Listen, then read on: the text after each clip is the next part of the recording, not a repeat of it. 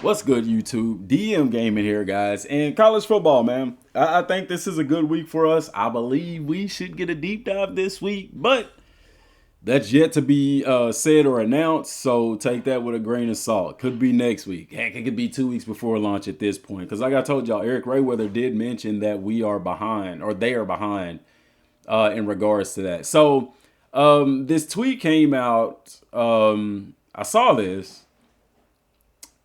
That Scott replied to this, a guy that follows the channel, Forrest Saunders. Let me go and follow him. I thought I followed you, big man. There we go. Because he follows us, I think. No, he don't follow us, man. You don't even follow. You watch the video, don't follow on Twitter. What's up with that? Nah. But he asked him, he says, I know you're a busy man, Scott. Just one question. I don't know if it's a placebo effect, but is the game speed for college football 26 slower compared to 25? Or is it because the players' ratings were low in the game? Or because it's an old build, which all of those are correct, generally. Scott replied saying that this one's more ratings related. Pursuit is also tighter now, but we kept the explosive speed from last year intact. So there's a lot going on here. And before I get into that, guys, if you're new to the channel, click the subscribe button, turn on the bell icon so you don't miss a single upload. Don't be a Poindexter. Get out of the portal and become 5-star, guys. It's that simple. It's literally that simple. Y'all pick y'all star ratings in college football road to glory, but when you get a chance to be a 5-star right here on the channel, you want to choose to be a walk-on Poindexter. You know what I'm saying? Come on, man, make it make sense. But anyway, so guys, college football compared to Madden has always been something that, let me get y'all some B-roll. College football compared to Madden has always been something that I've always liked college better because of how the players play. The flow of the game is better. And fast players are fast, slow players are slow. There's a clear difference of elite players and he followed me back now. There you go, Bob. Finally followed me back. There's a difference between fast players and slow players, strong players and weak players. Like you can tell the elite players from the non-elite players. And I get this on the surface because at the NFL level, everybody's good. Everybody's fast, everybody's strong. Does that make sense? So we know that going in, okay? But Scott says here that this is more of a ratings issue, okay? It's ratings related. And that's something that I've heard from other people who have played, from other content creators that played the later build, not the beta build, but the later build. And even the quarterback from Green Bay that has the YouTube channel even mentioned it, as well as Scott himself, that fast players are fast. And that's even reflected in the archetypes for the game. There's a few archetypes that specifically deal with speed. I love that about the college game. There's such a diversity of talent. The NFL game condenses that. So you know what I'm saying? Everybody's quick. Everybody's fast. You got some guys that are just elite at what they do, but it's few and far between, as opposed to college is on such a broader scale. Ratings mattering is a big deal, guys, because I didn't feel in college football 25 that my fast players were fast from a receiver standpoint, because I love veer and shoot. And from a receiver standpoint, yeah, you can on straight line speeds, you know what I'm saying? You can, if your guy's a 99 or 98 speed, at the receiver position, he's running a go route. If that corner misses that jam or he gets open, they get open on go routes pretty easy just by pure speed. But if you ever run routes with them, they don't run very good routes. I'll put it like this. I hadn't played the game and have experienced like, wow, this is a good route running wide receiver. You know what I'm saying? Because my guys that even have like the 98, 99 speed, they're not just getting open on slant routes and dig routes and corners and posts and things like that. Like, speed is there. Yes. Explosiveness is there for those types of players, but not for everybody. And I know that's going to be corrected this year, like with the quarterback position, for example. Quarterbacks, even having a fast quarterback, you couldn't, there was no speed. There was no reflection of that in college football 25. In 26, we know that's going to be different because you have the ball carrier moves in the backfield that's going to allow you to be elusive in the backfield depending on your archetype and your ratings and stuff like that. and you'll be able to move fast in the backfield and stuff like that. So we'll see a change in that. Same thing with the running back position. Now, there's a position we used to call it scat back, and that was a scat back was a guy that was he was giddy, he was quick, shifty, he can get from point A to point B in a hurry, and the game doesn't completely reflect that. Even because I play with my speed threshold turned all the way down. Why? Because I want the greatest disparity between fast players and slow players. But when you do that, you still find yourself like a 99 speed, 99 acceleration running back getting walked down east to west by a lineman with 75 speed. That makes no absolute sense. And so the game, now they do have that east to west archetype in the game. But in real life, there's guys there running east to west is not the same as running north to south. And what that means is running sideways laterally is not the same as running vertically. When people run laterally, they're looking for holes, they're looking for cutbacks and stuff like that. And so they generally don't go all full speed. But once they get north to south, it's full speed. And the game does reflect that. But there are still some guys that run east to west extremely quick, and I don't feel that 25 reflected that at all. We've all had quarterbacks that are fast. We've all had running backs that are fast. And it's like, how in the heck did this 75 speed lineman catch my 95 speed running back? That makes no sense. And you can say pursuit angle, but bro, that's unreal. And then he said that pursuit angles are tighter. Pursuit angles are interesting because it kind of goes with the speed thing. I've had some very fast running backs break, and it seems like they get walked down. It's like you don't see a whole lot of big runs in that instance. You do, but you don't. Like sometimes it's just one of those like, how did he catch him? You know what I'm saying? But then there's times where the pursuits are terrible, and it's very difficult to touch this at the college game. Because, guys, I don't think people realize the great disparity in talent on a college football field. Okay?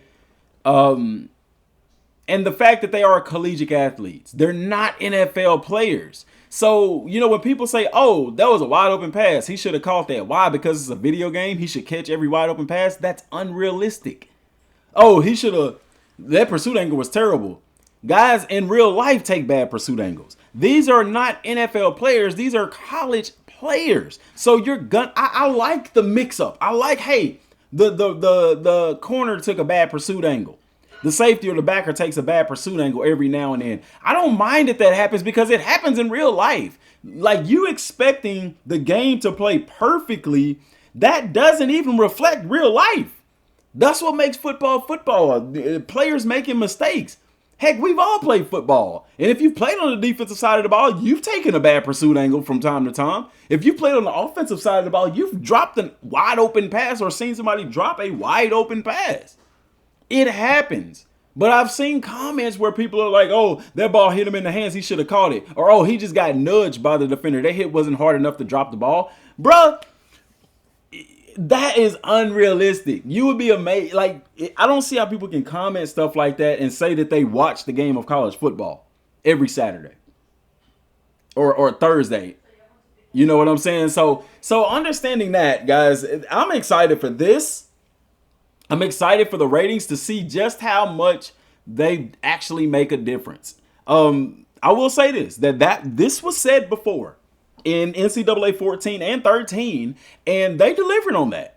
When they made it, it was a back-of-the-box feature, like basically saying that your good players will stand out. Your fast players will be fast. Your strong players will be strong. And they made it a preference to make those elite players show that they are elite. And they delivered on that. So I have full confidence that they're going to deliver on that in college football 26 as well. You know what I'm saying? And that was an awesome thing if you didn't get to experience it, because, you know, it resonates and it shows you just how great it is, you know, and how close to life it is. You know what I'm saying? If I'm playing Boise State and Ashton Genty's there, he is going to be a difference maker. You're going to notice when he's on the field, and you're definitely going to notice when he's off the field. A Cam Ward, whenever he was playing, you know what I'm saying?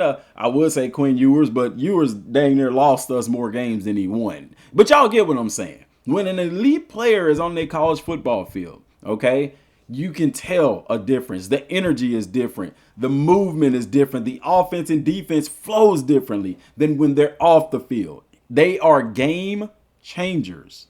And so the ratings that he's talking about here, on top of that, having he mentioned something about Heisman. Let me go and see it. He mentioned something about the Heisman thing as well, right here. Somebody asked him dynamic abilities. I forgot about that. Scott says, we're also introducing the all-new Heisman tier. So here's what I'm wondering. Is Heisman going to replace platinum? Because y'all remember it was bronze, silver, gold, and platinum? And the platinum was purple. They had to change it because it looked too close to silver. But is Heisman tier going to be above that? If so, that's outstanding. I love it.